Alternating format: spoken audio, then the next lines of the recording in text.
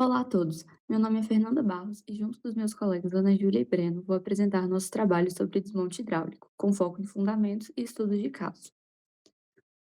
Vamos passar pelos tópicos de introdução, fundamentos, equipamentos e parâmetros de desempenho, comparativos técnicos, metodologia de análise, estudos de caso no Chile e no Brasil, análise de segurança e sustentabilidade, conclusão e, por fim, as referências bibliográficas. Para entendermos o desmonte hidráulico, precisamos olhar para o cenário atual da nossa mineração, especialmente aqui no quadrilátero ferrífero. Estamos vivendo o que a literatura chama de terceira onda da mineração. Após décadas explorando hematitas de altíssimo teor, passamos pelos estabelitos friáveis e agora o grande desafio é o reprocessamento de rejeitos estocados em barragens e pilhas de estéreo. O problema central é que o método convencional, com escavadeiras e caminhões, muitas vezes é inviável nessas áreas. O solo saturado dessas barragens possui uma baixíssima capacidade de suporte, o que impede o tráfego de frotas pesadas e gera custos operacionais que podem ultrapassar os 17 milhões de dólares anuais. É nesse gargalo técnico e econômico que a retomada via úmida se mostra a solução mais estratégica. O objetivo central da nossa análise é demonstrar a viabilidade técnica e os requisitos de segurança e estabilidade física desse processo. Tecnicamente, o desmonte hidráulico opera uma transição de energia. Substituímos a energia química de detonação dos explosivos pela energia cinética de um jato d'água de alta pressão. Diferente do desmonte convencional, que gera ondas de choque destrutivas, o jato hidráulico atua na fluidização do material.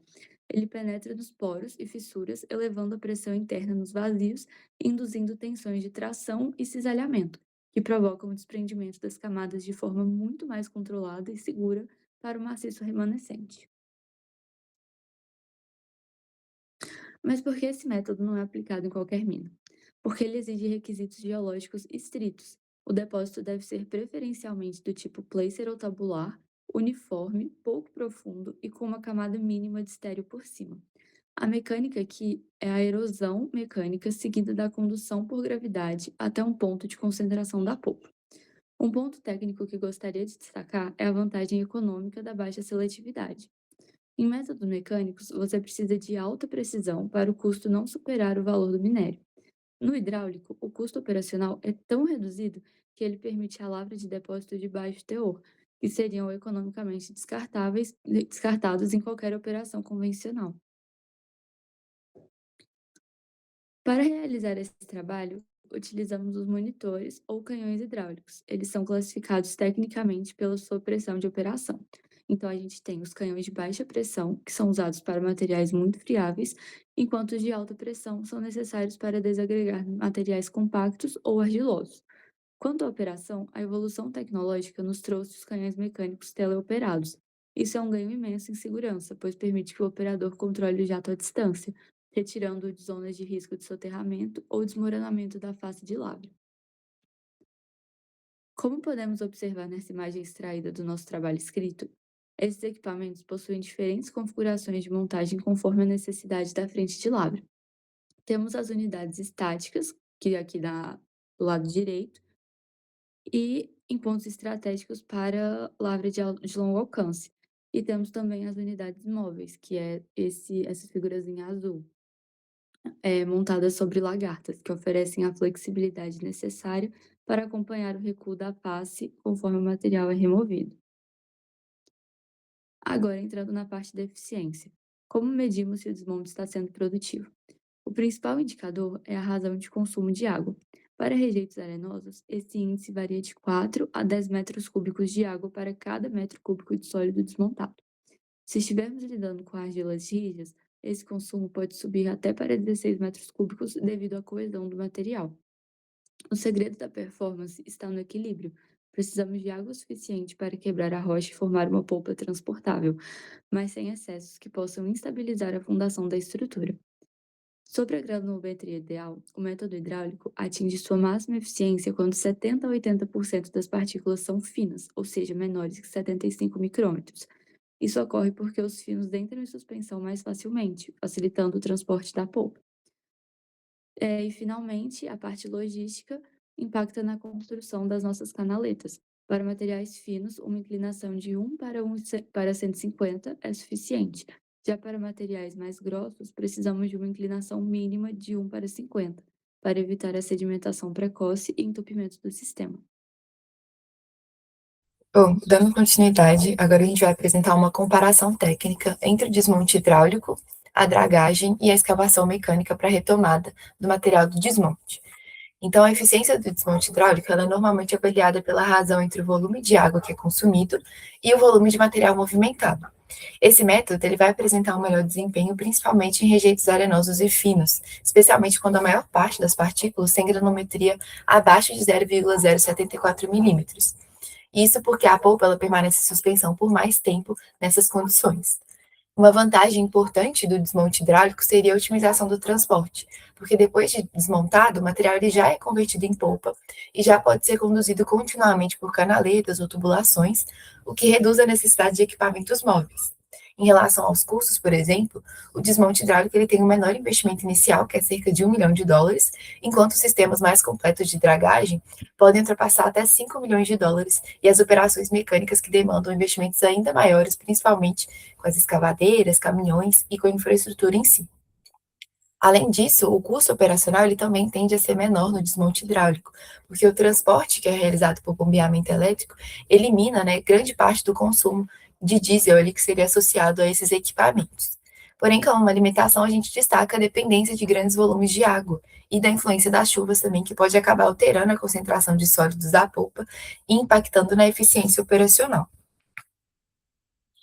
E para que um projeto de retomada por desmonte hidráulico seja realmente seguro e eficiente, é fundamental que a gente realize uma caracterização geomecânica detalhada desse depósito.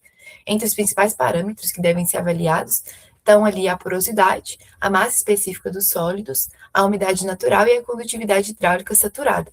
No caso dos rejeitos de minério de ferro do quadrilátero ferrífero, por exemplo, é comum porosidade próxima ali de 48% e massas específicas superiores a 4 gramas por centímetro cúbico, isso devido ao elevado teor de ferro residual. E esses parâmetros eles vão permitir entender como que a água se infiltra e se propaga dentro do maciço durante o desmonte hidráulico. Para essa avaliação são utilizadas algumas simulações numéricas e modelos matemáticos, como o modelo de Van Genutin, que é amplamente empregado para representar o comportamento hidráulico de solos não saturados, e alguns softwares especializados também, como o Slide, que permitem simular esses cenários operacionais e verificar de forma contínua o fator de segurança dos taludes, o que auxilia, né, na definição das geometrias estáveis da escavação. E além desses aspectos geotécnicos, a metodologia moderna também inclui algumas avaliações ambientais e sociais que consideram ali a disponibilidade hídrica e os impactos sobre as comunidades locais, o que garante a viabilidade desse empreendimento. A gente trouxe aqui um estudo de caso da minera Vale Central, que está localizada, né, na mina El Tenente, no Chile, e é considerada uma das principais referências mundiais em reaproveitamento de rejeito utilizando desmonte hidráulico. Então, a operação ela vai reprocessar os rejeitos históricos, né, de cobre, armazenados nos depósitos ali de colirruas e calqueiros. Esse sistema ele funciona por meio de monitores hidráulicos de alta pressão, que vão desagregar o material e produzir uma polpa com aproximadamente 45% de sólidos. E essa polpa, ela é transportada por extensos sistemas, né, de canais e canaletas que aproveitam a gravidade para reduzir esse consumo energético. A escala operacional é muito grande, né, alcança cerca de 35 mil toneladas por dia. Então, do ponto de vista geotécnico, essa operação ela adota bancadas de 10 metros de altura, ângulos de escavação de 45 graus, que são considerados seguros mesmo sob a ação contínua desses jatos de água. Além disso, existe também uma zona de exclusão de 20 metros próxima à estrutura original da barragem, e nessa região os ângulos eles são um pouco mais reduzidos para preservar mesmo a estabilidade da contenção que é remanescente lá. E esse caso ele demonstra que quando associado a estudos geotécnicos rigorosos e ao planejamento adequado, o desmonte hidráulico ele pode ser aplicado com elevada produtividade e segurança também. Por outro lado, a gente trouxe aqui um outro estudo de caso da mineração aluvionar no Rio Boia, né, que é um contraste com o exemplo anterior, porque ele apresenta impactos do uso inadequado e não regulamentado do desmonte hidráulico nessas operações de garimpo aluvionar. Então, os estudos, né, realizados lá na bacia do Boia mostraram que a aplicação predatória dessa técnica acabou provocando alterações significativas na dinâmica fluvial. Então, entre os principais aspectos observados estão ali o assoreamento dos cursos d'água, o alargamento dos canais e a alteração irreversível dos meandros naturais dos rios. Um outro problema grave seria ali a utilização de mercúrio para a recuperação do ouro, que acaba resultando na contaminação dos solos, dos sedimentos e dos recursos hídricos por metais pesados. Esse exemplo ele evidencia que esse desmonte hidráulico ele não é por si só uma técnica sustentável ou insustentável. Os resultados vão depender diretamente do planejamento, do controle operacional, do licenciamento e da fiscalização. Então, além da viabilidade técnica, é importante também garantir que a licença social e ambiental esteja ativa para que essa operação seja conduzida de uma forma responsável. Então, concluindo aqui, o desmonte hidráulico ele se destaca como uma alternativa economicamente atrativa e operacionalmente eficiente, né, para a retomada desses rejeitos, principalmente materiais finos, porém o sucesso ele vai depender desses estudos geotécnicos detalhados, da gestão adequada dos recursos e de um controle ambiental rigoroso, como é demonstrado por esses dois estudos de caso que a gente apresentou.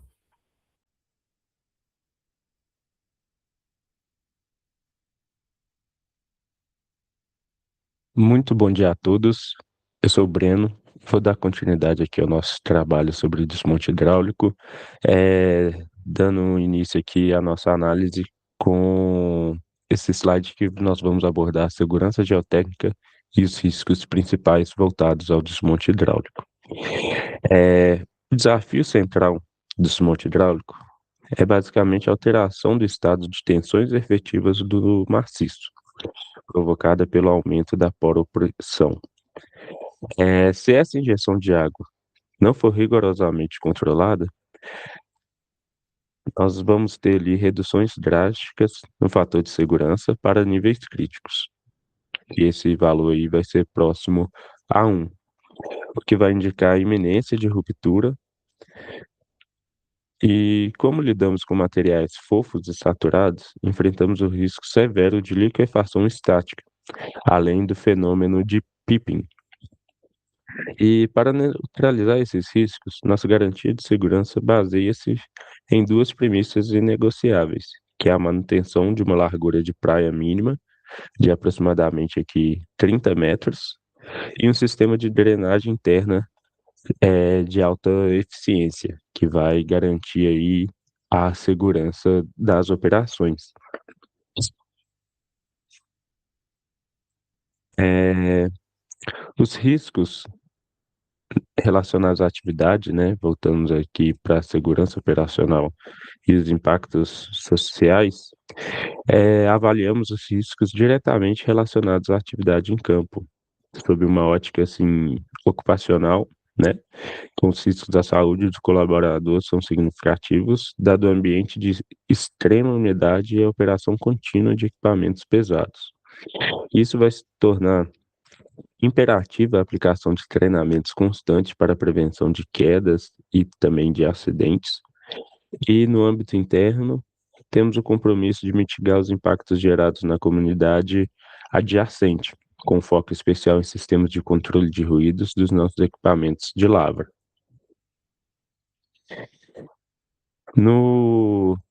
Nesse slide, né, sobre inovação e sustentabilidade, mostramos que esse método precisa estar direcionado para as práticas de ESG, que engloba o ambiental, o social e também a governança. A resposta tecnológica para a segurança é a automação e o monitoramento, através do uso de câmeras de alta resolução e sensores para operação remota. Nós vamos conseguir aí um aumento da segurança ao retirar definitivamente esse operador, né, da área de risco, garantindo também uma maior seletividade. E para a sustentabilidade do processo, focamos na gestão hídrica, implementando o tratamento e reuso em um circuito fechado de água, onde essas tarefas vai minimizar a captação interna de água nova, né? Quando a gente faz essa recirculação de água que já está no processo. E para concluir, chegamos aqui a essas recomendações, né? E a gente conseguiu constatar que o desmonte hidráulico se consolida como um motor econômico para o reprocessamento de rejeitos, né? Como mencionado aí no início do vídeo sobre a terceira onda da mineração. Então, ele vai entregar um equilíbrio ideal entre o baixo custo operacional e a alta produtividade. Além de lavrar, ele garante a integração minusina, atuando precocemente como etapa de pré-comunição e facilitando o transporte de fluidos. E como recomendações para qualquer projeto, né, é exigida a realização de inspeções rigorosas e ensaio in situ, como o CPT e SPT, antes do início das operações. O monitoramento deve ser intensivo, combinando piezômetros, tensiômetros, marcos superficiais e também, né, nada mais, nada menos assim importante, a própria inspeção visual de quem está ali no campo diariamente. Por fim, indicamos como melhor prática o uso híbrido, a aplicação de escavação mecânica para estabilizar as cristas, né, e atualizando em conjunto com esse desmonte hidráulico no corpo principal do maciço. É, e é isso que eu tinha para finalizar aqui sobre o nosso trabalho apresentado por mim, pela Ana Júlia e pela Fernanda. Aqui estão as referências bibliográficas no qual usamos para realizar esse trabalho. Muito obrigado.